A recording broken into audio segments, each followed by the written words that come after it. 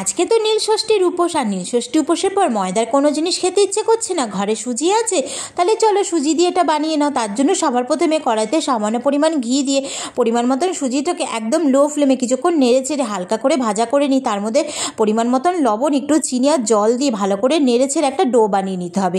এবার ডোটাকে একটা পাত্রের মধ্যে ঠান্ডা করার জন্য রাখতে হবে। যখন ডোটা একটু ঠান্ডা হয়ে যাবে, তার মধ্যে সামান্য পরিমাণ ময়দা, একটু ধনেপাতা কুচি, চিলি ফ্লেক্স আর সামান্য পরিমাণ আমুলের গুঁড়ো দুধ দিয়ে ভালো করে ময়দার মতন মেখে নিতে হবে। মাখার সময় যদি হাতে লেগে যায় আর একটু ময়দা নিয়ে নেবে, ভালো করে ডোটাকে মেখে নিতে হবে।